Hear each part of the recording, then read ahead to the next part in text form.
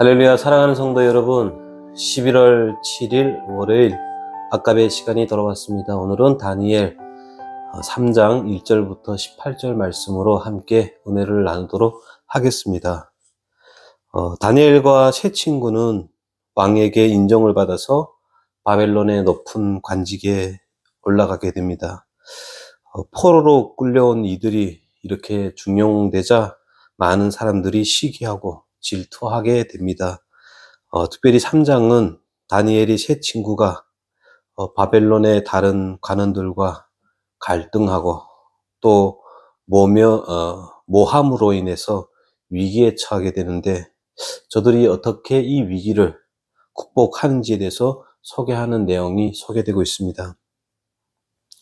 다니엘의 세 친구들의 위기를 만나게 되는 그 사건은 느부갓네살 왕이 금신상을 만들게 되는 것으로부터 시작이 되죠. 느부갓네살 왕이 신상을 만든 시기가 성경에는 느부갓네살 18년이라고 되어 있습니다. 시기는 시드기야 10년에 되던 해로 아마 예루살렘을 침공하고 그 이듬해에 마침내 함락시켰던 그 때를 같이 하는 것 같습니다. 느부갓네살 왕이 예루살렘을 공격하고 또 여러 곳에서 큰 승리를 거머쥐게 되자 권력과 승리에 도취되어 버려서 비이성적인 행동을 하게 되죠. 그 행동은 마치 광적이까지 하다라고 볼 수 있습니다.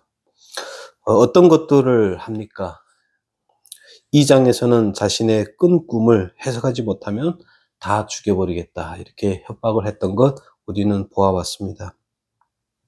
오늘 본문에서는 스스로 신이라고 착각을 하고 금신상을 만들게 되죠. 높이가 27m, 폭이 2.7m에 달하는 길쭉한 기둥의 신상을 만들고 드라 평지에 세우게 됩니다. 평지에 세웠던 이유는 뭘까요?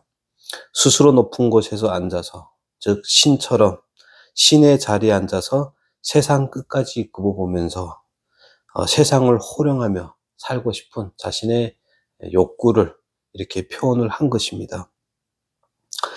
신상을 세운 것에 모자라서 느부갓네살 자신이 통치하는 광활한 나라 바벨론에 속해 있는 모든 사람들을 부릅니다. 2절에 보면은 총독, 그리고 수령과 행정관과 모사와 재무관과 재판관과 율법사와 각 모든 관원들, 이렇게 되어 있습니다. 4절에 보면은 백성들과 나라들과 각 언어로 말하는 자들에게 자신이 만든 신상, 낙성식에 참여하여 절을 하라라고 명령을 내립니다. 더 나아가서 자신의 지엄함과 위대함을 극대화하기 위하여 다양한 악기들을 동원하죠. 본문의 표현에 보면은 나팔, 그리고 피리와 수금과 삼현금과 양금과 생황, 계급별로 혹은 계층별로 사용했던 악기들인데, 이 모든 악기들을 총동원하여서 장엄한 음악을 연주하게 하더라는 겁니다. 만약에 이를 어기게 되면 뜨거운 풀무불에 던지게 될 것이라 이렇게 위협을 합니다. 느부갓네살의 이런 비이성적이고 광적인 행동 앞에 수많은 고위층 사람들은 두려움을 느꼈고 침묵하였고 절하였으며 음악에 맞추어 어릿광대 짓을 합니다. 느부갓네살의 세상은 미쳐가고 있는 겁니다. 우리가 살아가는 세상, 보여지는 현상들도 동일한 하다라는 생각을 지울 수가 없습니다. 우리가 느끼는 세상에서 얼마나 비이성적이고 비정상적인 일들이 많이 있는지 우리는 많이 보게 됩니다.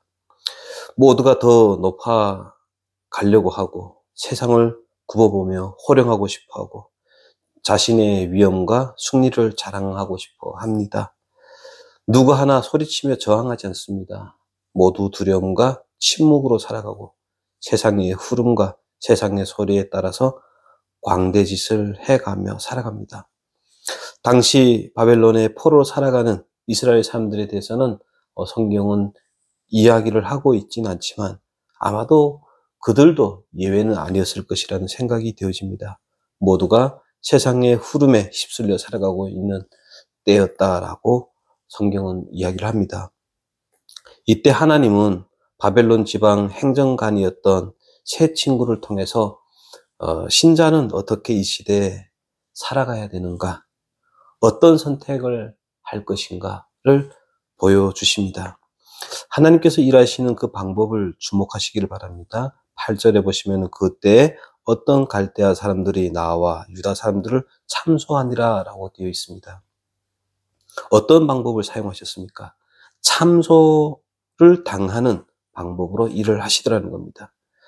바벨론 궁중의 문화와 지방 관리로 조용히 지내고 있던 사람들을 질투와 괴롭힘과 모함을 당하는 것을 통해서 하나님은 당신의 사람들을 드러내시더라는 겁니다.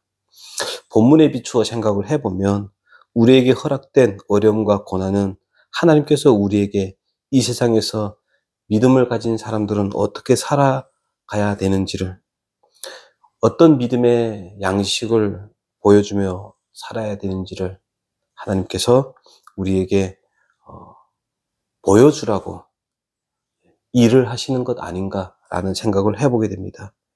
신자라고 하면서도 세상 사람들처럼 전전긍긍하며 살아가는 인생이 아니라 나 살자고 다른 사람을 죽여야 하는 삶이 아니라 전능하신 하나님을 내 아버지로 모시고 사는 자로서 부활 생명을 가진 자로서 의연하게 믿음으로 대처하며 살아가는 모습을 우리가 보여주라고 우리에게 믿음의 가제를 주신 것 아닌가라는 생각을 해보게 됩니다. 본문을 보니까 세 친구가 왕 앞에 불리어 갑니다. 그리고 왕은 자신의 권력에 굴복할 것을 요구합니다. 그러나 세 친구는 결연하게 왕의 명령을 거부합니다. 본문 16절부터 18절에는 이렇게 되어 있습니다. 사드락과 메삭과 아벳느고가 왕에게 대답하여 이르되 느부갓네살이여, 우리가 이 일에 대하여 왕에게 대답할 필요가 없나이다. 왕이여, 우리가 섬긴 하나님이 계시다면 우리를 맹렬히 타는 풀무 가운데서 능히 건져내시겠고 왕의 손에서도 건져내시리다. 그렇게 하지 아니하실지라도 왕이여, 우리가 왕의 신들을 섬기지도 아니하고 왕이 세우신 금 신상들에게 절하지도 아니할 줄 아옵소서라고 합니다. 세 친구는 당당하게 이야기를 합니다. 살려고 아부도 변명도 핑계도 되지 않습니다. 죽일 테면 죽이십시오라고 합니다. 우리는 왕이 세운 신상에 절대로 절하지 않겠습니다. 우리는 하나님만, 참 하나님이심을 믿고 섬기며 그분만을 경배합니다. 하나님이 왕보다, 그리고 왕이 세운 금 신상보다, 당신이 가진 권력보다 크신 분입니다. 세상 모든 사람들은 세상의 질서와 원리를 순응하며 살아갈지라도 우리는 그렇게 살지 않겠습니다 라고 말합니다. 이렇게 말할 수 있는 이유는 그들이 소유하고 있는 믿음이 어떤 기적을 만들어낼 것이라는 기대 때문에 행했던 믿음이 아니었습니다. 그들은 분명한 진리를 알고 있었기 때문에 이렇게 행동을 할 수가 있었다라는 겁니다. 그런데 우리는 어떻습니까? 우리의 삶에서 만나는 유혹, 고난, 어려움이 올 때 하나님의 시각으로 바라보고 우리의 인격과 신앙이 더 깊어지고 더 멋있어지고 살찌게 하는 것에 신경을 쓰지는 않습니다. 내가 가지고 있는 신앙을 드러내 보이려고는 하진 않습니다.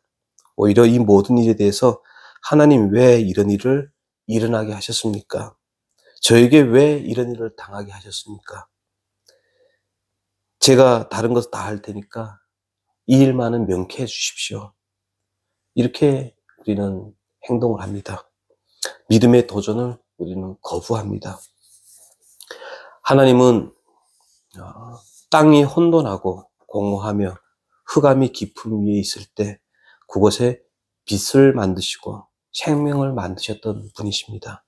하나님은 혼돈과 비이성과 불신앙의 시대, 빛의 자녀들이, 생명의 자녀들이 더 빛을 비추기를 원하십니다. 그래서 여러분의 삶을 계속해서 흔드시는 하나님이십니다. 마치 평안한 삶 가운데 살고 있던 다니엘의 세 친구가 관리들의 시기와 질투와 또 모함으로 왕 앞에 서게 되고 또 그들의 신앙을 시험 받듯이 하나님은 우리 모두를 그렇게 흔드십니다.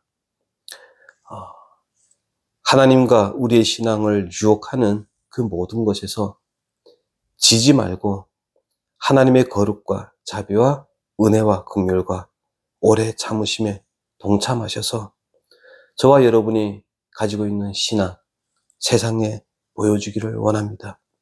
그래서 세상 원리가 아니라 하나님의 방법으로 살아가는, 그래서 그 안에서 평안과 은혜와 위로를 얻는 그런 방법을 세상 사람들이 볼 수 있도록 우리의 믿음의 도전을 성경은 요구합니다. 오늘의 말씀이 저와 여러분의 삶에 믿음의 도전이 되기를 다시 한번 축복합니다. 기도드리겠습니다. 하나님 아버지, 오늘도 새 친구의 믿음의 행위를 봅니다. 편하게 살 수 있고 또 조용히 묻혀 살 수도 있는데 하나님 앞에 부름을 받았기에 가진 바 신앙을 표현하며 생명까지 내어놓았던 그 믿음을 봅니다.